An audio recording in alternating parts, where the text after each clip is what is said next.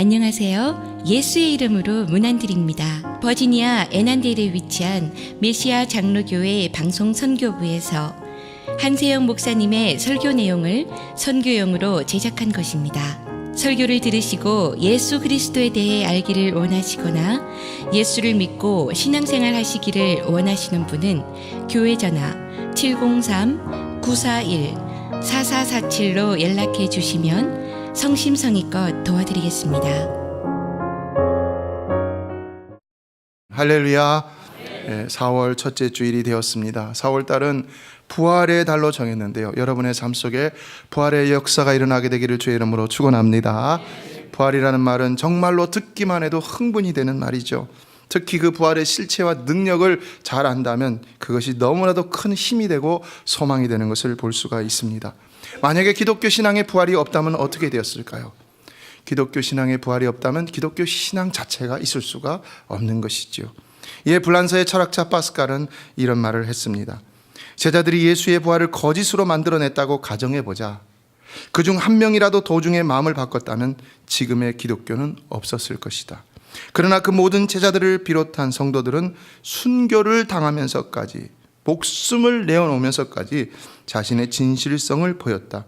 예수님의 부활이 진짜였다 하더라도 돌아설 수 있는 고난이었다. 그런데 도대체 왜 그들은 순교까지 했을까? 그것은 그리스도의 부활이 반박할 수 없는 사실이었기 때문이다. 부활은 철학적으로나 논리적으로나 현실적으로나 절대 거짓이 될 수가 없다는 것입니다. 왜냐하면 만일 예수의 부활이 거짓이었다면 기독교는 존재할 수 없기 때문이라는 것입니다. 이에 부활은 누구도 부인할 수 없는 엄청난 역사적인 증거들을 가지고 있다는 것인데요. 무엇보다도 그 증거는 예수를 따르다 예수가 붙들려 십자가에 못 박힐 때 도망을 갔던 제자들이 다시 돌아와 생명을 내어놓고 죽기까지 그 부활을 증거했다는 사실입니다. 또 인류의 역사 속에서 그 증거를 믿고 예수 그리스도를 만남으로 신앙생활을 했던 수많은 기독교인들이 부활을 증거하다 역시 그들도 많이 순교를 했던 것을 볼 수 있습니다. 그리고 무엇보다도 우리가 오늘날 이것을 믿고 신앙생활하고 있다는 것이 바로 그 증거 가운데 하나를 할 수 있다는 것입니다. 아무리 남들이 뭐라고 해도 내가 믿지 않는다면 그것이 내게는 사실이 아닌 것입니다. 그러나 지금 우리는 그 부활을 믿고 있다는 것입니다. 부활이 없었다면 예수님의 제자들은 십자가 사건으로 다 도망을 갔기 때문에 아무도 그 예수를 증거할 수 있는 사람이 없었습니다. 그러므로 너희는 가서 모든 족속으로 제자를 삼으라는 말씀도 부활 이전에 주신 말씀이 아닙니다. 부활 이후에 예수님이 주신 말씀입니다. 오직 성령이 너희에게 마시면 너희가 권능을 받고 예루살렘과 온 유대와 사마리아 땅끝까지 이르러 내 증인이 되리라는 이 말씀도 부활 이전에 주신 말씀입니까? 아니죠. 부활 이후에 주신 예수님의 말씀입니다. 그러므로 만일 예수 그리스도가 부활하지 않으셨다면 누가 이처럼 땅끝까지 이르러 예수의 부활의 증인이 되려고 했겠는가? 아무도 없다는 것입니다. 존 S. 웰즈라는 사람은 기독교는 종교가 끝나는 데서 부활과 함께 시작한다. 세상 종교가 끝나는, 세상 종교는 끝이 있다는 거죠. 사람들은 세상 종교를 믿다가 거기서 신물을 느끼게 되고 한계를 느끼게 되고 끝을 보게 됩니다. 인간의 어떤 신념과 인간의 논리와 철학과 이 모든 것들은 다 끝이 있습니다. 한계가 있다는 것입니다. 그러나 그 한계 끝에서 나는 아무것도 할 수 없습니다 라고 할 때 부활과 함께 기독교 신앙이 시작될 수 있다는 것입니다.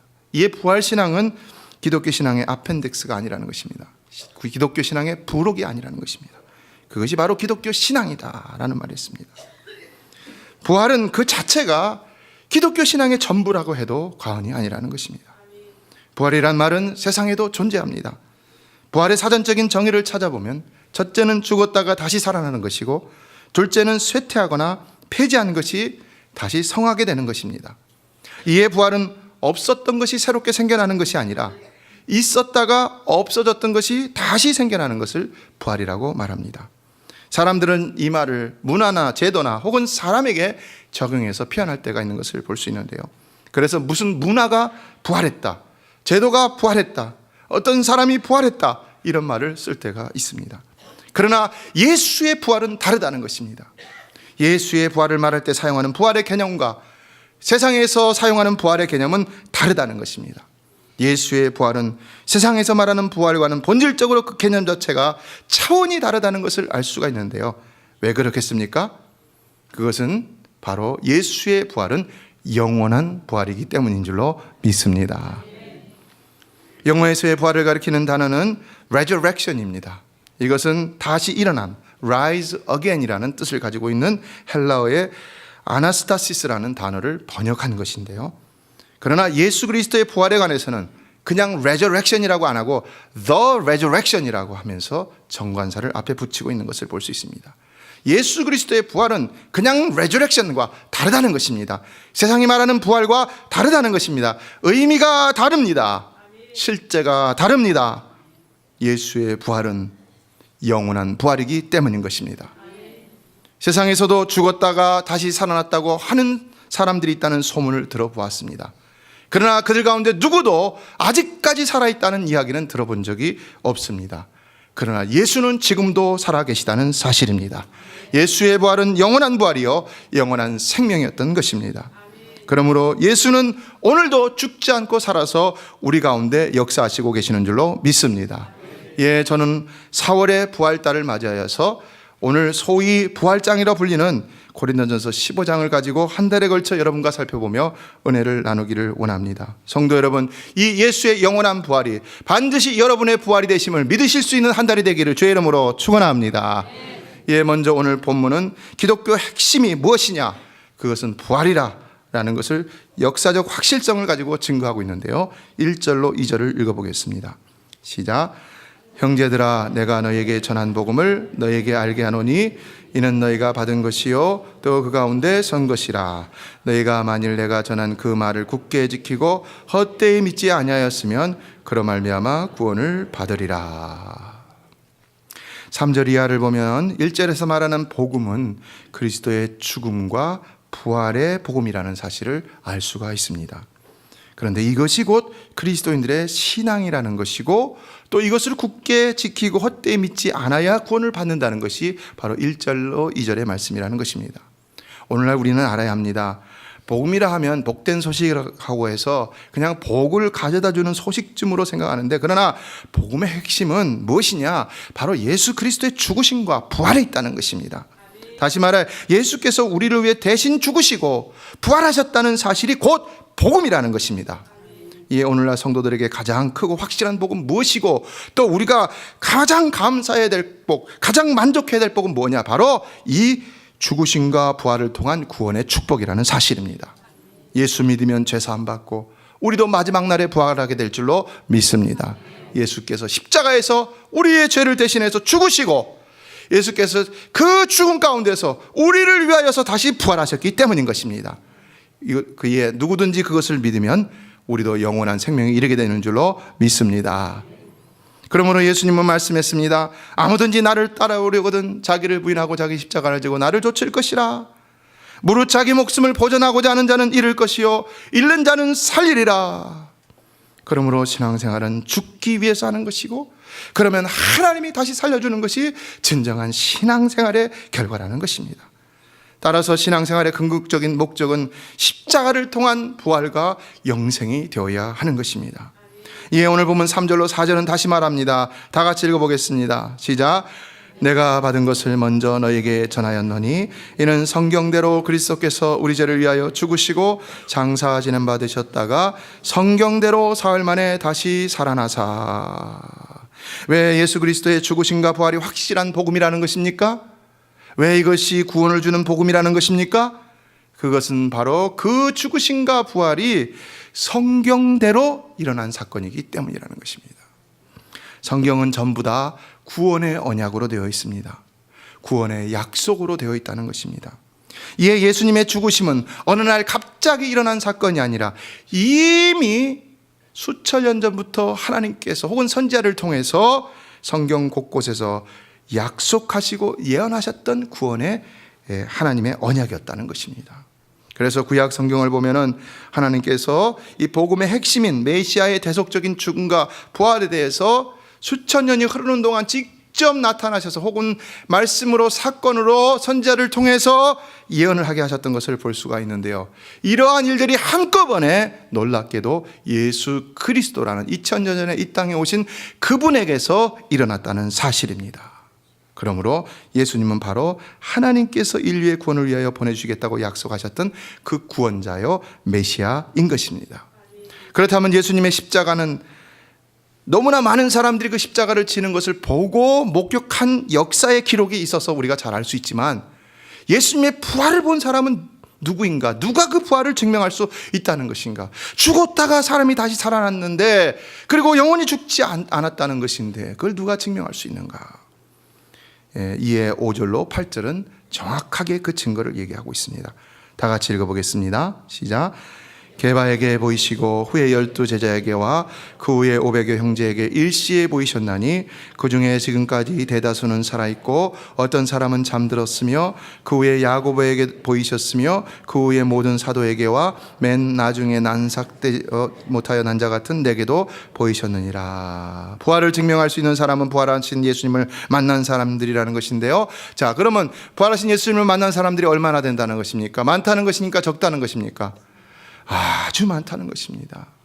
여기 바울의 증언을 보면 적어도 예수님의 12 제자 500여 형제 500명이 넘는다는 거죠.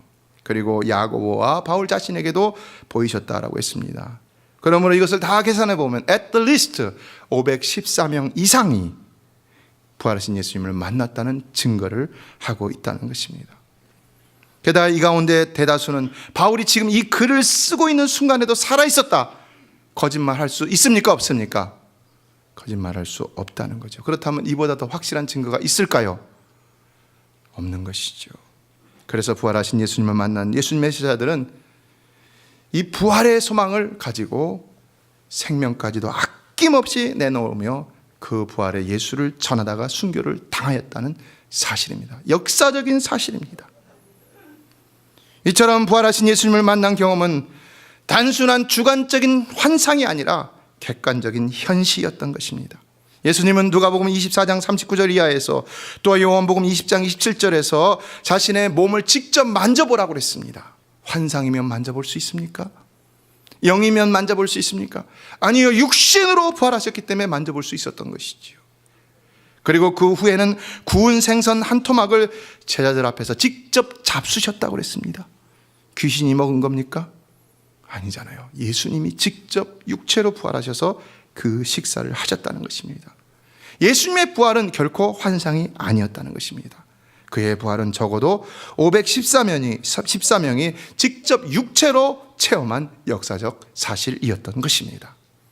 그렇다면 사도 바울은 언제 예수님을 만났다는 것인가? 언제 부활하신 예수님을 그가 만났다는 것인가? 그러나 사도 바울의 경우는 좀 다르다 할 수 있죠. 사도 바울은 바로 다메섹 도상에서 부활하신 예수님을 만났던 것인데요. 그렇다면 이러한 사실이 오늘 우리에게 가르쳐주는 것은 무엇이겠습니까? 그 부활하신 주님은 영원히 죽지 않고 아직도 살아서 우리 가운데 역사하고 계시다는 사실입니다. 그 주님은 오늘도 우리를 만나주시는 줄로 믿습니다. 그분은 죽지 않으셨기 때문에 어느 때라도 누구든지 만나주실 수가 있다는 것입니다. 아직도 그분을 만나지 못하셨다면 그분을 만나고 돌아가는 여러분 되시기를 주의 이름으로 축원합니다. 그러나 바울은 만삭되지 못하여 난 자 같은 내게도 보이셨다라고 했습니다. 만삭되지 못하여 난 자, 무슨 뜻일까요? 문자적인 의미는 너무 빨리 태어난 조사나 우리가 시쳇말로 칠삭둥이, 팔삭둥이 이런 말을 쓰죠. 하지만 이 문맥 속에서의 이 말의 의미는 바울이 갑작스럽게 회심을 하였다는 것입니다. 그가 부활하신 예수님을 만나기 전에는 조직적으로 유대인들을 선동해서 예수님의 몸된 교회를 핍박하던 죄인 중에 괴수였습니다. 그런데 어떻게 그가 예수를 만났느냐? 그것은 예수님이 일방적으로 갑작스럽게 그를 찾아왔기 때문에 그가 예수님을 만날 수밖에 없었다는 것입니다.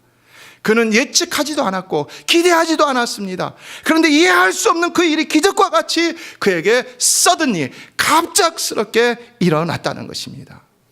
그러나 이것이 바로 부활하신 주님이 우리를 찾아오는 방식인 것입니다. 그분이 우리를 찾아올 때는 갑작스럽게 일방적으로 우리의 의도와는, 우리의 기대와는 상관이 없이 우리를 찾아오신다는 것입니다. 여러분도 예수님이 여러분을 찾아오셨기 때문에 여러분이 예수를 만난 줄로 믿습니다. 우리가 예수를 알고 우리가 그래서 막 찾고자 해서 예수를 만나는 것이 아니라, 우리가 알지도 못했던 예수님이 어느 날 갑자기 우리를 찾아오셔서 그분을 만나게 되는 것이 바로 이 부활하신 주님을 만나는 사건, 구원의 사건이라고 할 수가 있는 것입니다. 요한일서 4장 19절은 우리가 사랑하면 그가 먼저 우리를 사랑하셨습니다 라고 했습니다. 사랑하는 성도 여러분, 그러므로 예수를 만나는 이는 자격이 있어서 만나는 것이 아니라, 조건이 돼서 만나는 것이 아니라, 많은 선행을 했다고 만나는 것이 아니라, 오직 하나님께서 은혜를 주셔서 조건 없이 그 사랑을 받는 자가 일방적으로 만나게 되는 줄로 믿습니다. 누구든지 만날 수 있다는 것입니다. 예수를 믿는 자를 죽이려고 쫓아다니던 사도 바울을 예수님이 만나주셨다면, 오늘날 우리 가운데 어떤 죄를 저지른 사람이라 할지라도 예수님이 만나주시고자 하신다면 반드시 만날 수밖에 없다는 것입니다. 이 이야기는 누구도 구원을 받을 수가 있다는 것이죠. 오직 하나님이 구원하시면 누구도 구원을 받을 수가 있다는 것입니다. 하나님이 고쳐주신다면 누구도 고침을 받을 수 있는 줄로 믿습니다. 오직 하나님의 은혜라는 것입니다. 로마서 5장 7절로 8절에서 이것을 다시 이렇게 말씀하고 있습니다. 다 같이 읽겠습니다. 시작. 의인을 위하여 죽는 자가 쉽지 않고 선인을 위하여 용감히 죽는 자가 혹 있거니와, 우리가 아직 죄인 되었을 때 그리스도께서 우리를 위하여 죽으심으로 하나님께서 우리에 대한 자기의 사랑을 확증하셨느니라. 사랑하는 성도 여러분, 분명 저와 여러분도 받을 수 없는 사랑, 요구할 수 없는 사랑, 평생 갚아도 갚을 수 없는 그 어마어마한 구속의 사랑을 부활의 주님을 통하여 받은 줄로 믿습니다. 이에 찰스 하치는 바울의 만삭되지 못하여 난 자와 같다는 고백을 두고 이런 말을 합니다.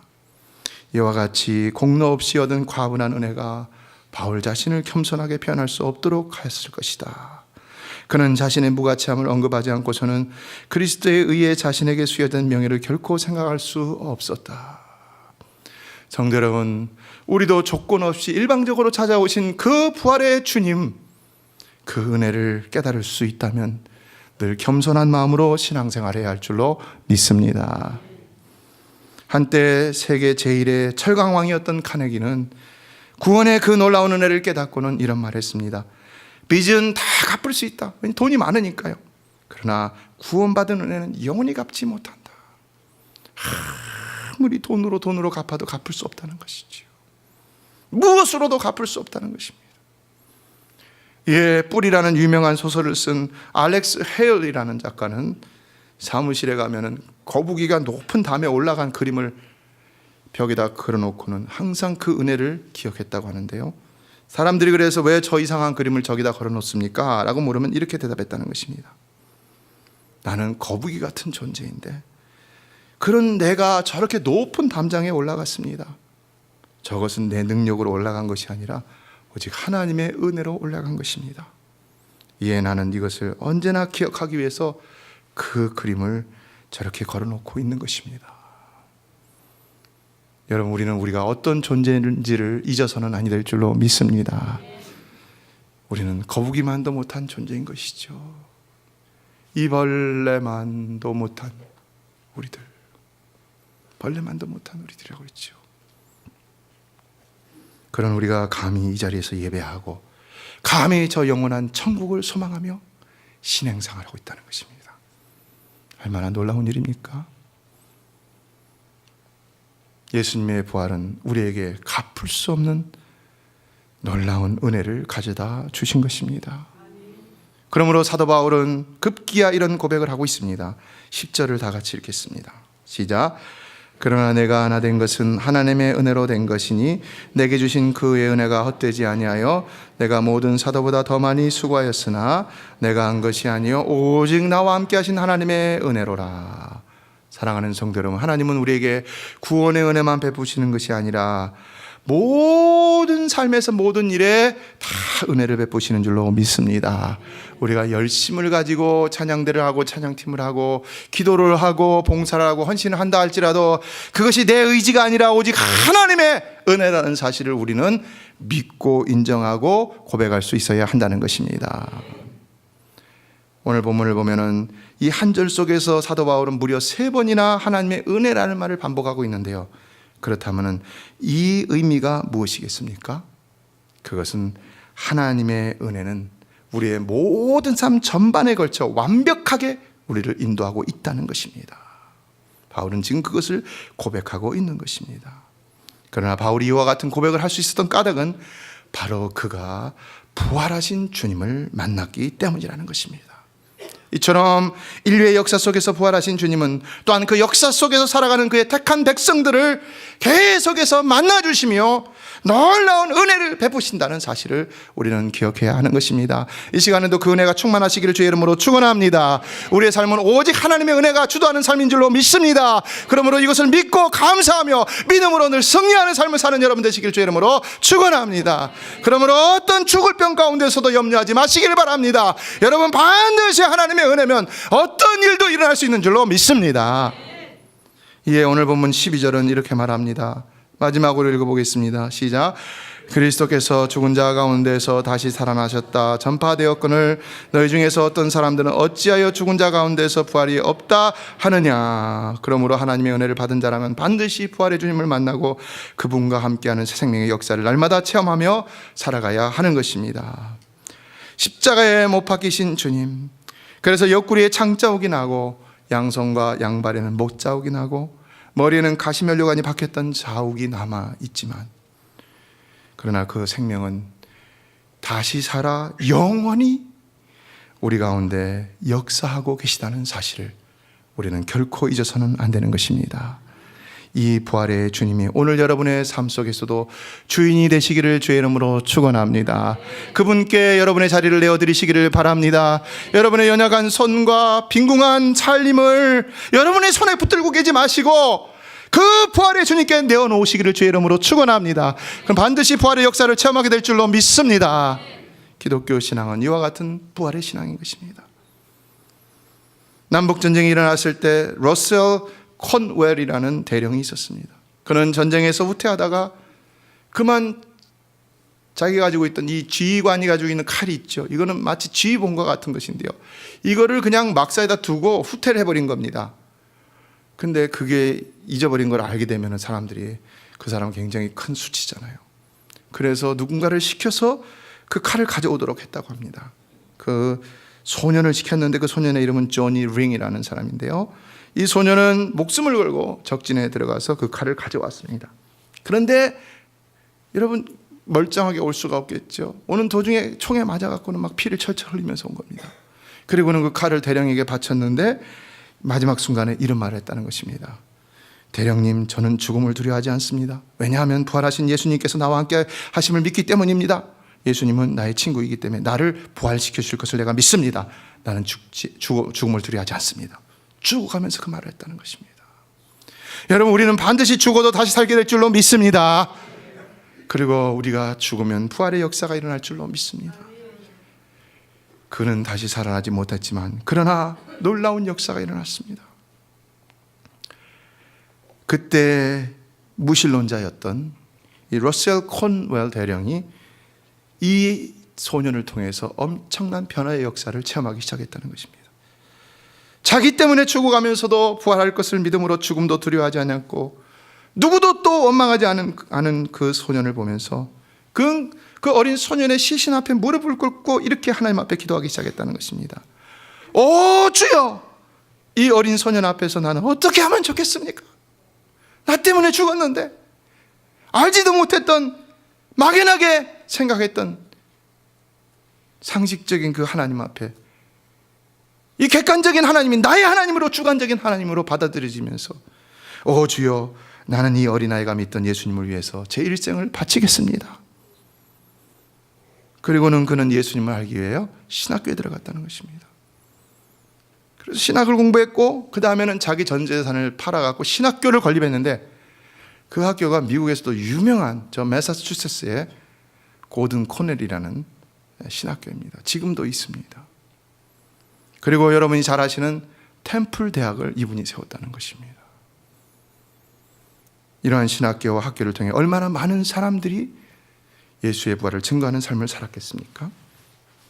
조니 링에게 죽음은 분명한 불행이었지만 그러나 죽어가면서도 부활하신 예수님을 믿었던 그의 부활의 신앙은 참으로 세상을 놀랍게 변화시킬 한 영혼을 부활시켰을 뿐만 아니라 그를 통하여 또 엄청난 위대한 구원의 역사를 계속해서 이루도록 하는 일을 행하였다는 것입니다.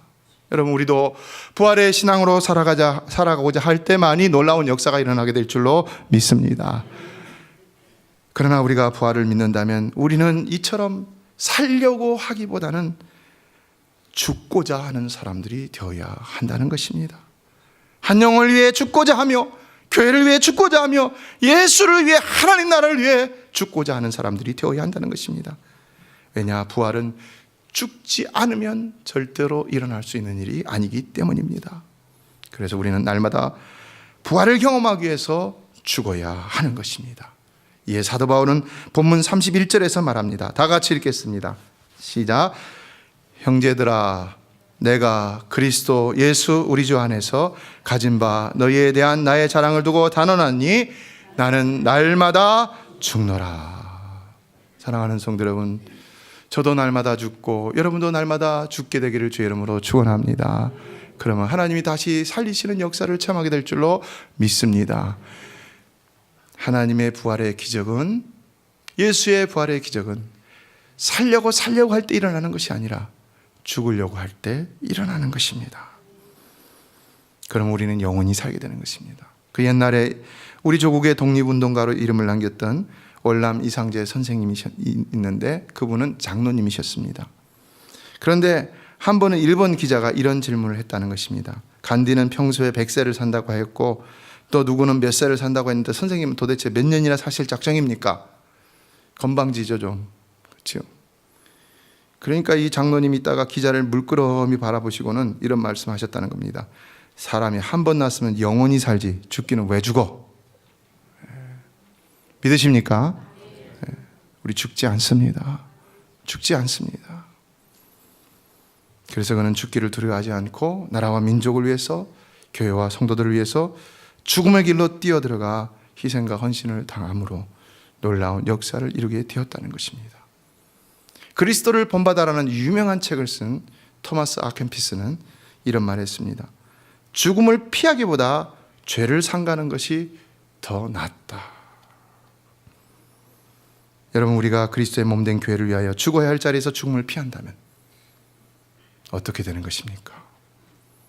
그러나 그것은 죄를 짓는 이유가 될 수도 있다는 것입니다. 아니, 그 자체가 죄악일 수 있다는 것이죠. 우리는 살려고 예수를 믿고 있습니까? 그럼 정녕 죽어야 한다는 사실을 기억하시기 바랍니다. 죽지 않고 살려고만 하는 것이 아니라 죽음을 통해 살려고 하는, 예수의 부활만 믿는 것이 아니라 십자가를 믿음으로 부활도 믿을 수 있는 그런 참 신앙의 성도가 되시기를 주의 이름으로 축원합니다. 마가리트 히긴스라는 사람은 한국 전쟁 때의 종군 취재 기자로 6.25 전쟁에 함께 참전을 하면서 사진을 찍으며 플리처상을 받았던 유명한 기자입니다. 중공군이 들어오면서 전세가 불리해지니까 이제 미군들이 다 철수를 하게 되었는데 그때 미 해병 중대가 포위를 당했다고 합니다. 그런데 그 길을 뚫고 들어간 겁니다. 그래서 이 여기자가 병사 중 하나에게 묻습니다. 얼어붙은 통조림을 따먹고 있는 한 병사에게 묻는데, 만일 내가 하나님이라면 당신은 내게 어떤 소원을 구하겠습니까? 물었습니다. 이 병사가 뭐라고 얘기했을까요? 그 병사는 슬픈 낯으로 이런 말을 했습니다. Give me tomorrow. 하나님, 나에게 내일을 주시옵소서. 내일을 주시옵소서.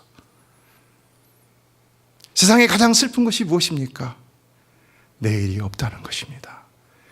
그러나 성도 여러분, 부활의 주님을 믿는다면 우리는 반드시 내일이 있는 삶을 살게 되는 줄로 믿습니다.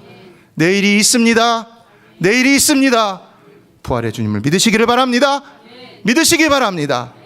꼭 이 부활의 주님을 믿으심으로 부활의 역사가 여러분의 역사가 되어서 영원히 주님과 함께 살며 영원히 놀라운 부활의 기적들을 일궈낼 수 있는 여러분의 복된 삶이 되시길 주의 이름으로 축원합니다.